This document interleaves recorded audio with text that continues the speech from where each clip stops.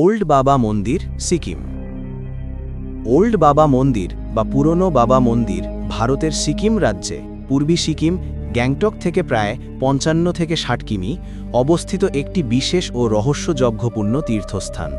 এটি মূলত হরভজন সিং বা সেনা জওয়ানের স্মৃতি ও বিশ্বাসের উপর ভিত্তি করে গড়ে উঠেছে।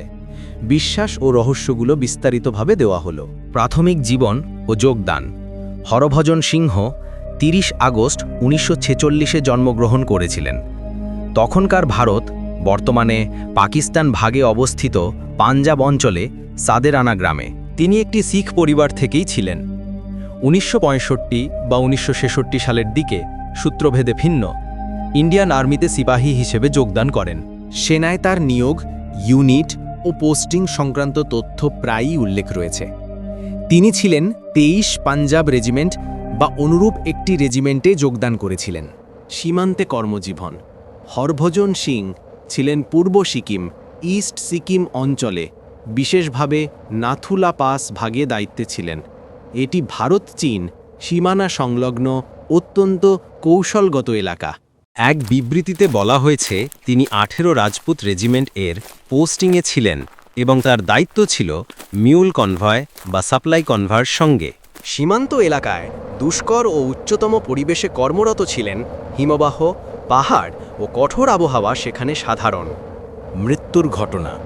৪ অক্টোবর ১৯৬৮-এ তিনি একটি খচ্চর মিউল কনভয় নিয়ে টুকুলা থেকে ডংচুইলা বা অনুরূপ পথে যাচ্ছিলেন, তখন দুর্ঘটনায় পড়েন। পদক্ষেপ ফিসলে একটি নদী বা ন্যালহার প্রবাহে পড়ে যাওয়ার পরে তার দেহ ৩ দিন পর পাওয়া যায় এবং পরে পূর্ণ সামরিক মর্যাদায় দাহ বা ক্রিমেশন করা হয়। মৃত্যুর পর থেকেই তার শারীরিকভাবে নেই হয়ে যাওয়ার পরও সেনাবাহিনীর মধ্যে তার উপস্থিতি নিয়ে এক রহস্যময় বিশ্বাস জন্ম নেয়। মৃত্যুর পরের কিংবদন্তি ও বিশ্বাস। সেনাবাহিনীর ব্যক্তিবর্গ এবং স্থানীয় জনগণ মনে করে যে হরভজন সিং আত্মিক বা রূপান্তরিত রূপে সীমান্ত রক্ষার কাজে এখনও নিয়োজিত রয়েছেন। বলা হয় রাতে তার মন দফতর বেডরুমে দেখা যায়। বুট বা বিস্তার করা বিছানা সকালে এলোমেলো অবস্থায় পাওয়া যায়। তিনি সেনাদের স্বপ্নে এসে তাদের শত্রুর পরিকল্পনা অথবা বিপদের আগে সতর্ক করেন। প্রতি বছর ১১ই সেপ্টেম্বর তার ছুটি হিসেবে ধরা হয়। একটি জিপ তার ব্যক্তিগত মালামাল নিয়ে স্থল পর্যন্ত যায় এবং ট্রেনে পাঠানো হয় তার গ্রামের উদ্দেশ্যে। এছাড়া প্রতি ভারতের চীন সীমান্ত বৈঠকে ফ্ল্যাগ মিটিংয়ে তার সম্মানে একটি খালি চেয়ার ফেলা হয়, এমন বিশ্বাস আছে। মর্যাদা ও স্মৃতিচিহ্ন।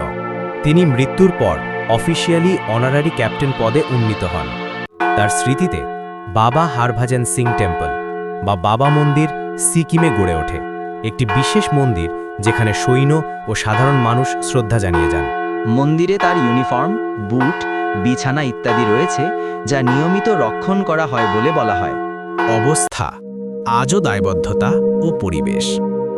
মন্দিরটি সিকিমের উত্তর পূর্ব অংশে নাথুলা পাসের পথে পরিবেশে অবস্থিত। পাহাড়ি, বরফপূর্ণ ও সীমান্ত সংবেদনশীল এলাকা। সেনাবাহিনী ও স্থানীয়রা এখানে গেলে আন্তরিকভাবে তার প্রতি শ্রদ্ধা ব্যক্ত করেন। তার বিশ্বাস শক্তিশালী।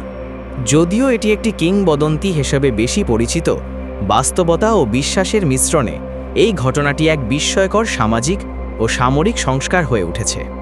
কিছু সংশ্লিষ্ট তথ্য ও উল্লিখিত বিষয়। কিছু সংবাদ মতে ২০০৬ সাল নাগাদ অফিসিয়ালি সেনাবাহিনী তাকে রিটায়ার ঘোষণা করেছে। মন্দিরে দর্শন করার জন্য সাধারণ পর্যটকেরা প্রোটেক্টেড এরিয়া পারমিট বা পিএপি উদ্ধার করতে হয়, কারণ এটি সীমান্তবর্তী সংবেদনশীল এলাকা। অনুসন্ধানে দেখানো হয়েছে যেসব ছবিতে মন্দিরের অভ্যন্তর দেখানো হয়েছে সেখানে তাদের স্থায়ী বেডরুম ও অফিস দেখা যায়। সংক্ষেপে, বাবা হরভজন সিং এক সাধারণ সেনা জওয়ান যিনি কঠোর পরিবেশে সীমান্তে দায়িত্ব পালন করছিলেন। পরবর্তীতে এক দুর্ঘটনায় প্রাণ হারান, কিন্তু তার মৃত্যুর পর থেকে একটি গভীর বিশ্বাস জন্মায় যে তিনি এখনও সীমান্ত রক্ষায় নিয়োজিত। তার জীবনী শুধুই এক সামরিক ইতিহাস নয়, একটি বিশ্বাস ও সাংস্কৃতিক উপাখ্যানও হয়ে উঠেছে। তার জীবনী শুধুই এক জাতির সীমান্ত কাহিনী, বিশ্বাস ও স্মৃতির সঙ্গে চোখোমুখো হতে হয়। আমার নাম রাজ শ্রীবাস্তব।